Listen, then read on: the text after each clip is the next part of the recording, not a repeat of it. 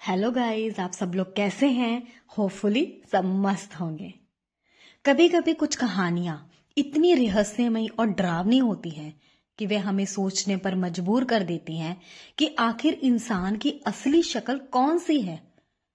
वह मासूम और सरल जो दुनिया को दिखाता है, या वह खतरनाक और राक्षसी चेहरा जो अंदर छुपा बैठा है। ऐसी एक कहानी है बोन फेस की, जो एक हॉरर थ्रिलर मूवी है। ये फिल्म डर, रहस्य और इंसानी प्रतिशोध की भावना के बड़े ही गहरे तरीके से दर्शाती है। आइए अब हम इस फिल्म की कहानी को विस्तार से समझते हैं। फिल्म की कहानी शुरुआत होती है एक कैंप से, जिसका नाम है कैंप मैरी गोल्ड। ये कैंप जंगलों के बीच बना हुआ है और यहाँ गर्मियों में कई युवा आते हैं, मौज मस्ती करते हैं और समय बिताते हैं। यही हम देखते हैं एक लड़की को जो इस कैंप में काम करती है। एक दिन वह जब कैंप ऑफिस आती है तो उसकी मुलाकात अपने दोस्त से होती है। वह लड़की उसे बताती है कि उसे कैबिन नंबर 6 से किसी का फोन आया था।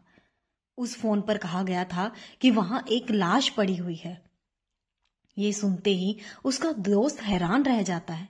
वह कहता है, अरे ऐसा कैसा हो सकता है? यहाँ कोई लाश कैसे हो सकती है? ये सब गलत फहमी है। लेकिन लड़की जोर देती है कि हमें खुद जाकर देखना चाहिए।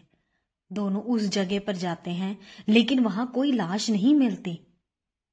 अब लड़का कहते हैं, चलो क्यों ना हम उस पुराने कैबिन में जाएं जो कई सालों से बंद पड़ा है। लड़की मना करती है। उसका दिल कह रहा होता है कि वहां कुछ गलत है, लेकिन लड़का जिद करता है और उसे अपने साथ खींच लेता है।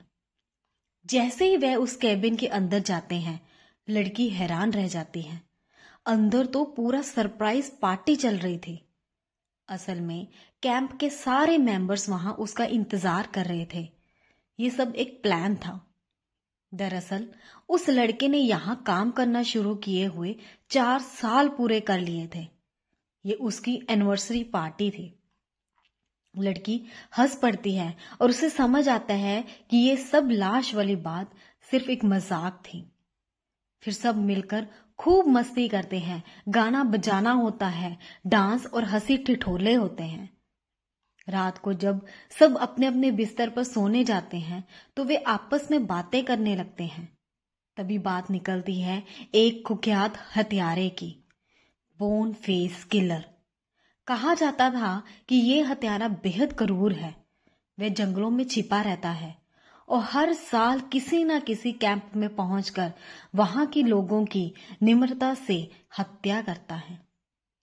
कुछ लोग कहते हैं कि ये सिर्फ एक अफवाह है, लेकिन वहां मौजूद एक लड़की कहती है कि ये सब सच है। उसकी बातें सुनकर सबके चेहरे पर डर उतर आता है, लेकिन फिर भी वे लोग सोने चले जाते हैं।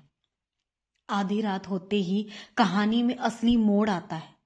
अचानक बोन फेस किलर सचमुच वहां आ जाता है। उसके हाथ में बड़ा सा कुल्हाड़ा होता है और चेहरे पर एक डरावना मास्क। वह एक एक करके सबको बेरहमी से मारना शुरू कर देता है।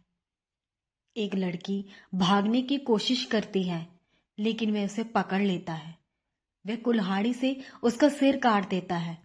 इतना ही नहीं, वह उसकी रीढ़ की हड्डी, स्पाइन तक खींच लेता है। ये दृश्य इतना भव्य होता है कि दर्शक भी दंग रह जाते हैं।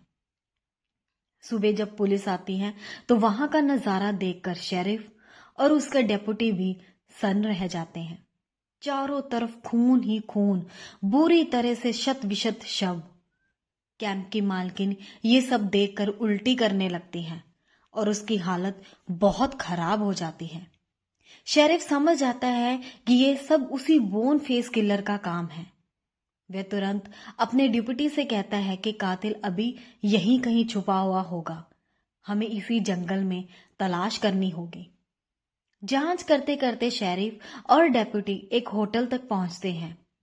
होटल की देखभाल जैनी और एक शेफ कर रहे होते हैं। यहाँ कई तरह के लोग मौजूद हैं। एक स्टूडेंट लड़का, एक मरीन वर्कर जो पहले आर्मी में था, एक पिता और बेटी, एक स्टाइलिश बूढ़ी औरत, दो बाइकर और एक फोटोग्राफर लड़का। शेरिफ को शक होता है कि इनमें से कोई बोन फेस किलर हो सकता है।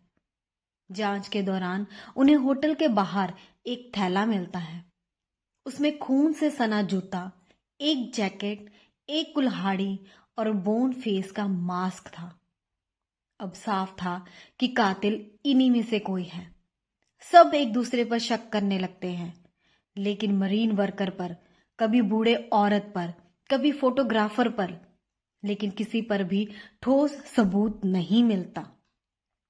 इसी दौरान स्टूडेंट लड़का शेरिफ को बताता है कि उसे पता चल गया है कि असली कातिल कौन है। लेकिन जैसे ही वह नाम लेने की कोशिश करता है, अचानक उसके मुंह से झाग निकलने लगती है और वो वहीं पर मर जाता है। शेरिफ समझ जाता है कि उसे जहर दिया गया है, यानी कातिल बहुत चालाक है और उसकी सबकी नजरों के सामने बैठा है। जांच के दौरान पता चलता है कि मरीन वर्कर पहले कैंप में काम करता था और उस पर एक लड़की से जबरदस्ती करने का आरोप था। दूसरी तरफ शेफ को शक है कि मरीन वर्कर ने ही उसकी बेटी के साथ गलत करने की कोशिश की थी। गुस्से में शेफ और मरीन वर्कर आमने सामने आ जाते हैं। मरीन वर्कर गोली चला देता है और फिर डेप्यूटी भी उसे मार देता है। सबको लगता है कि असली कातिल यही लोग थे। मामला यहीं खत्म हो जाता है, लेकिन असल कहानी तो अब शुरू होती है। जब सब जाने की तैयारी कर रहे होते हैं, तभी डेप्यूटी को शक होता है कि जैनी, जो होटल की वेट्रेस है, वही असली कातिल है। वह उसे पकड़ने के लिए पीछे जाती है और वहां उसे शेरिफ की लाश मिलती है। अब साफ था कि जैनी ही असली बोन फेस किलर है। डेप्यूटी जब उसे पूछती है कि उसने ऐसा क्यों किया, तो जैनी अपनी दर्दनाक कहानी बताती है। उसका एक जुड़वा भाई था जो एक स्पेशल चाइल्ड था। कैंप में बच्चे उसका मजाक उड़ाते थे, उसे परेशान करते थे। एक दिन बच्चों ने उसे जंगल में पेड़ से बांध दिया। रस्सी उसकी गर्दन पर कस गई और वह वहीं मर गया। कैंप वालों ने इस घटना को दबा दिया। किसी ने उसके भाई को इंसाफ नहीं दिलाया। तभी जैनी के दिल में बदले की आग जल उठी।